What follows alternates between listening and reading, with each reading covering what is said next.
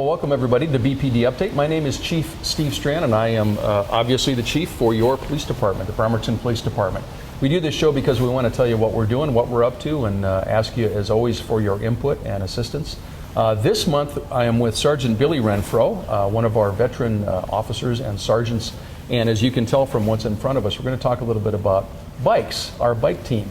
You may have seen bike officers from the Bremerton Police Department around town at various times, and you may have wondered what they're doing, why do we do this, and that's exactly what we're going to talk about this month. As we usually do as well, in the second half, we'll also talk about a lot of other things going on around the Bremerton Police Department, including a few statistics about arrests and reports and some of the things we're doing. So first of all, though, before we get to that, first of all, welcome, Sergeant. Thanks. Glad to have you here. We have two of our bikes here. Let's assume that viewers don't know much about our bike team, haven't seen officers out and about. Why do we have a bike team in the first place? Well, it was established in the late 80s, early 90s, and to target street crime and to get officers out among the public. It's a really good covert way of getting around. Right. So they implemented initially to get a proactive team out there in the downtown area and make contacts, and which led to arrest. And over the years, they discovered there was a very effective way of policing. And what was initially a 4-man bike unit is now a 10 to 11 officer bike unit. And we have 10 bikes dedicated to the police unit, the bike unit right now. Right. So this is not, those 11 officers aren't full-time, but it's one of the things they are trained and can do. Is that correct? That's correct. They're patrol officers. They have collateral duties. Weather permitting, call volume permitting, we jump out on the bikes when we can. Graveyard swing shift hours seem to be the most, probably the most, I would say the highest number of hours on the bikes. So nighttime. Yeah. So we have officers in the traditional black and white squad cars doing patrol, taking calls. So when you put in, as a sergeant, when you put your officers out on a bike patrol for a particular time, let's say at night, what's the reason? What are they looking for? What are they doing? And what are they doing better or differently than a traditional squad car? Well, I think the best part about it is being covert.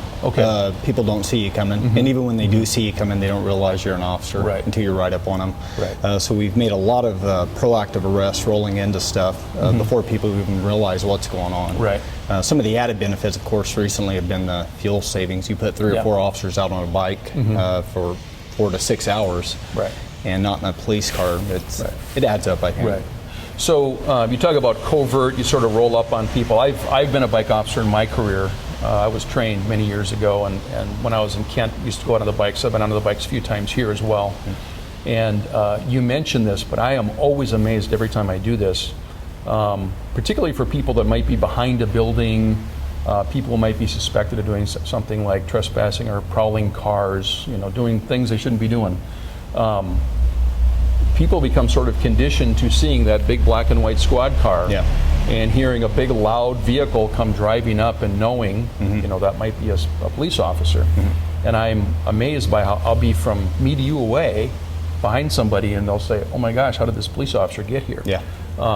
They usually don't use that language, but it's something like that, and that's sort of what you're talking about.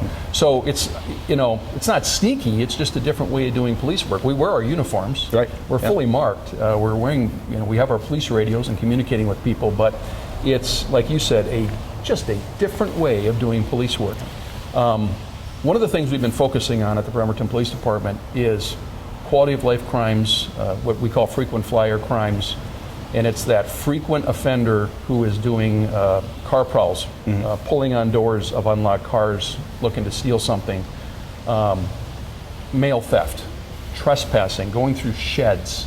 Have you put officers out on emphasis patrols for that, and how do they do that better on a bike?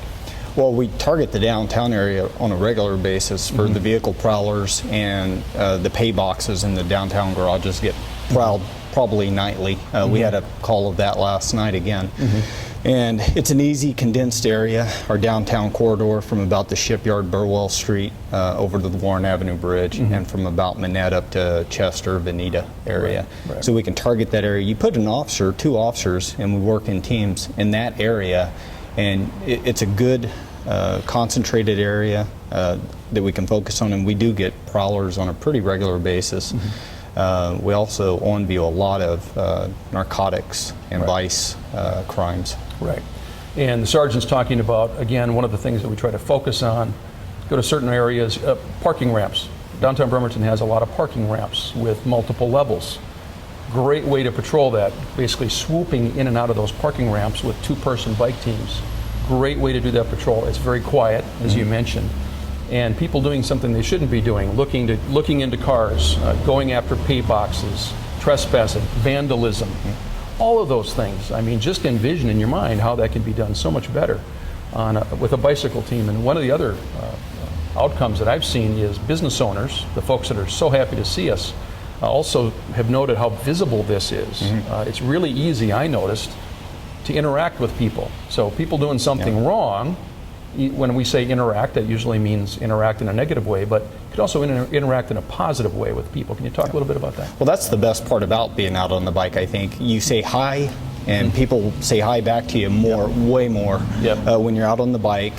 Probably the most common comment you get is, I didn't know we had bikes. And again, we've had bikes here over 25 years now. But there's always the positive contacts are far outnumber the on-view crime arrests that we're making out there. So that's the nice thing. When I work down at the ferry terminal, it's nice to deal with people down there. You're out on the bike, and a lot of face-to-face contact with people. So, and again, you know, squad cars are fine. You can go long distances very quickly, and there's a reason we've been doing that for so many years. But on a bike, again, it totally changes the dynamic. And you can come up to people and have personal contact and say, hey, how you doing? It just changes the way you interact with people, I think in a very, very good way. And then I'm sure people have seen these as well in things like parades, the Armed Forces Day Parade. Talk a little bit about, and particularly in your role as a sergeant, when you're coordinating all that, why does this work so well for things like parades? Well, especially the Armed Forces Day Parade, when you have several thousand people in the downtown area, you just cannot get from one side of the parade route to the other side quickly. You're not going to do it in a patrol car, and to do it on foot would take you a little bit of time. And the bikes have absolutely been the best tool that we utilize during the parade. And we do the St. Patrick's Day Parade, the Blackberry Festival, it's good for that. We have the beer festival in the downtown area. The bikes work really well for there. Any place that has a lot of people that's congested, the bikes are absolutely the best tool to use. And the trails as well. A lot of trails around the city, in the parks, using bikes for that as well. And I've noticed, just anecdotally, that there are times, particularly if traffic is heavy, that even if it's something on the street, bikes will get there faster than the squad cars will. So the ability to go 100 miles an hour in a squad car isn't always the greatest priority. Last thing I want to ask you about, Sergeant, is training. You don't just put anybody on the bikes. What kind of training do officers go through? Officers have to be certified through the IPEMBA course, which is the International Police Mountain Bike Association course. We have an instructor in-house. Officer Frank Shaw's been an instructor. I think Frank's been instructing close to 20 years now. And so every year or two, Frank will put on a course and get officers certified. And we have been able to keep our staffing in the bike unit up to 10. And everybody likes to get out on the bike. So we have a number of officers that, although they're not on the unit right now, they've already been certified and will eventually rotate back into it. So. And again, I went through training years ago, and the sergeant's been good enough to let me go with a couple of times, but when we go up the hills, he slows down for me, which I appreciate. Separate bikes. Separate bikes, yeah. I'm not on the back, we're on a separate bike. But as we go out, I think you'll see more of this over the next several months, and certainly as we head into summer. So there's the positive interaction element. At nighttime, we're also looking for more law enforcement interaction, and it's a really critical part of what we do. Should also mention a lot of partnerships we have with our other agencies. The sergeant mentioned one of our officers, Frank Shaw, is an instructor, and we'll be working with Bainbridge Island, who has an active bike unit, and doing some training with those agencies as well to keep costs down, and again to build those partnerships with other agencies. So critical part of our law enforcement mission. Again, you oversee our bike unit, and we appreciate your good work, Sergeant. Thank you, sir. Thanks for being a guest. Thanks. Well, as we usually do on the BPD update, we're going to finish up the show with just an overview of what's going on around the Bremerton Police Department. So let's take a look, first of all, at some statistics, a few numbers to give you an idea of what's going on around Bremerton. These are statistics from February of 2014, and we compare them to the same month in 2013. So first of all, let's take a look at the number of reports that were taken by our officers, and it's an interesting number this month. For the past several months, going all the way back to early 2013, we're always right around 1,000 reports. That's not crimes, it's reports, just anything we took a report on. And plus or minus 50 or 75, we're always right around 1,000. In February of 2013, we're at 959 typical. And in February 14, we went all the way down to 797. That's a 17% reduction. So that's the first month, really in well over a year, that we've seen a substantial reduction in the number of reports taken. So I don't know exactly what that means, but we'll keep an eye on it as we see those reports go down a little bit. It's promising, but again, doesn't necessarily mean that it's going to be permanent. It might just be an anomaly, and we'll find out as we go into future months. Number of arrests also substantially down, 26% compared to the number of arrests in February of 2013. Again, we'll keep an eye on that. Domestic violence calls down 14%, as you can see. Driving while under the influence of alcohol, arrests up 5% to 18. And again, that's a factor sometimes of the number of emphasis patrols we do. Failure to appear. This is warrants that the courts issued if somebody's failed to appear for a court appearance, down 13%, but still 48 for the month. And then mental health calls. We've been keeping an eye on this for some time, up 42% over the same month in 2013. A lot of chiefs have been saying this nationally, and I'll say it as well. Dealing with the mentally ill is now becoming the most significant part of our job in law enforcement. I'll say that again. A lot of people view law enforcement as dealing with crime, dealing with criminals. Of course, that's a huge part of our job, public safety. But in the context of public safety, the majority of our job is now becoming dealing with individuals with mental health issues. Mental health, check their welfare calls, dangerous individuals with mental health problems, and then try to deal with that. We've been talking a lot about that on this program. We'll continue to talk about it in the future and some of the things we're doing, some of which has to do with this recent mental health sales tax increase, which we have now here in Kitsap County. We'll brief you on that in the months to come, but again, that's a significant increase. We're continuing to see it go up, and we're looking for ways to deal with that in a more constructive way.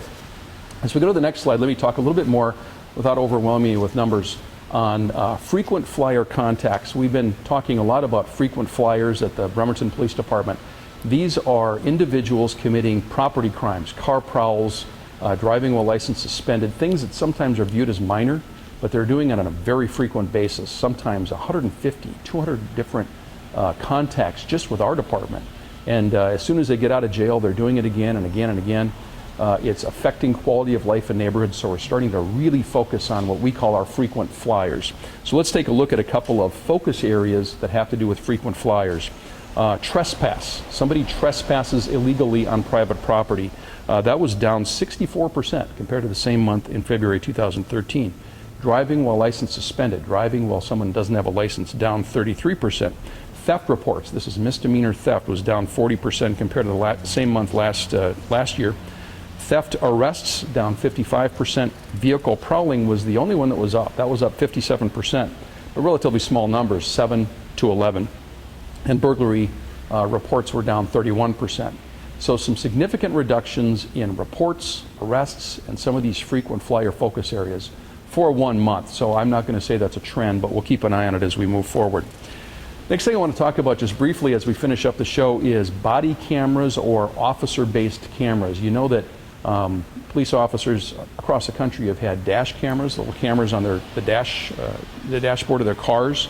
You see video sometimes on different news programs of something happening with it, which is recorded from that dash camera. The next wave, the next thing that's coming is body-based or officer-based cameras, and these are small cameras. Technology is making them much smaller, obviously. They're digital, and they can be uploaded or sent wirelessly. So there's not a lot of cords. It's cheaper, it's lighter, and it's better. The quality is much better.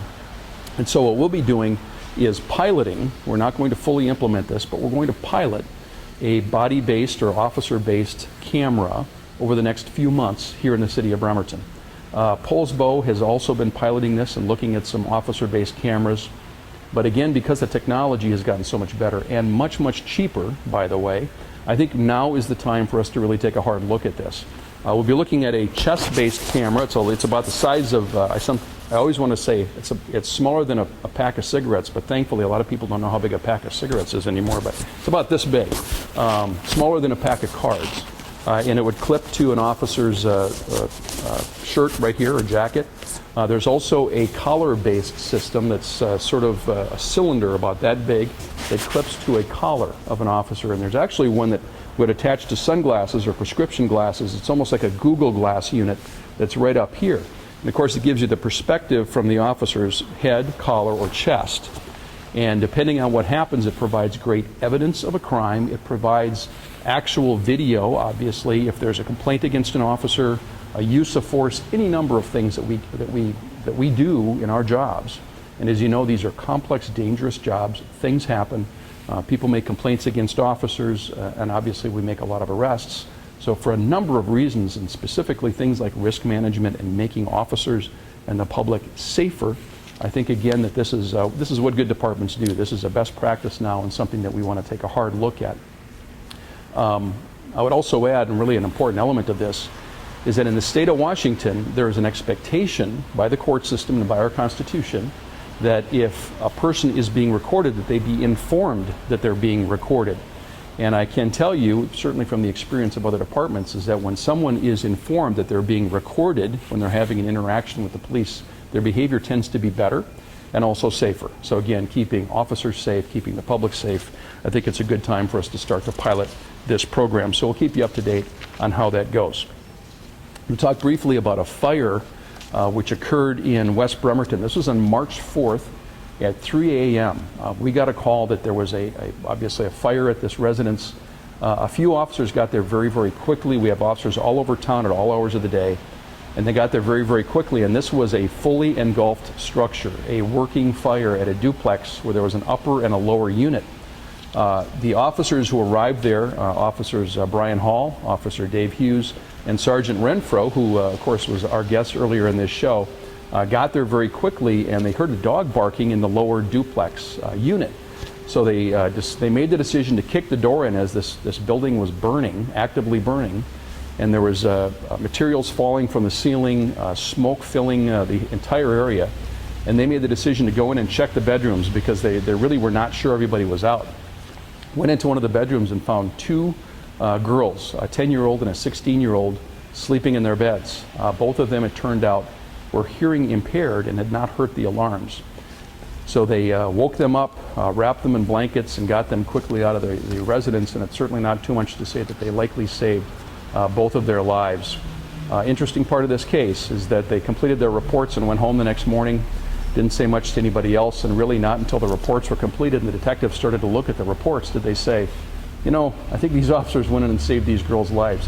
They didn't want any extra attention, very modest folks, very humble, which again speaks to the character of some of these officers. So they don't want the attention, but as the chief, I'm going to give them some attention because this is something pretty extraordinary, and certainly kudos to Sergeant Renfro, Officer Hughes, and our K-9 officer, Brian Hall.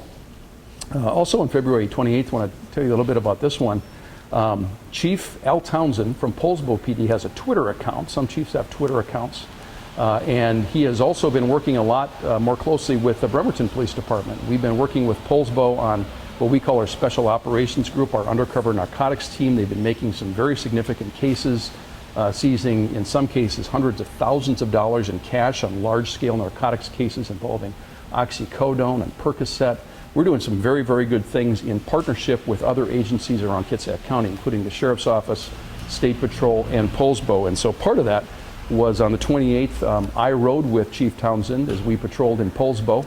Later that night, he rode with me as we patrolled in Bremerton. It was good to learn a little bit more about each other's departments, to meet some of the officers, and to, again, continue to build strong relationships with other agencies, which is good for law enforcement and really helps us respect the taxpayer in terms of making sure we're using our resources in the best way. I wanted to show you this photo. I like this photo a lot. It's from March 1st. This was a Make-A-Wish project. We received a call from Make-A-Wish.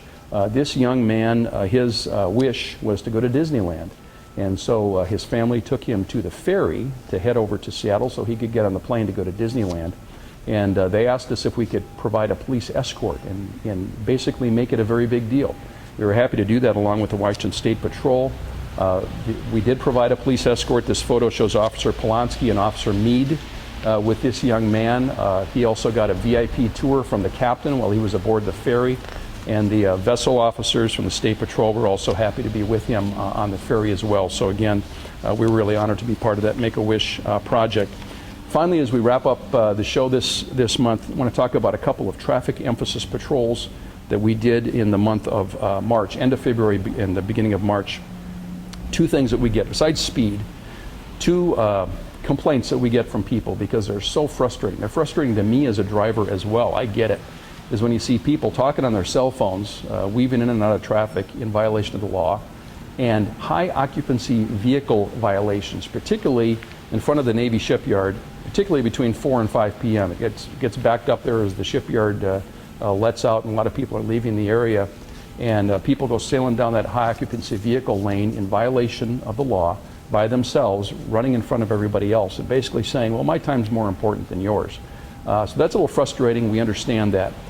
So we've been doing some emphasis patrols. We did one on the 10th of March for cell phone use. Went out with a number of officers and issued 13 infractions in a relatively short time. We'll be doing more of those.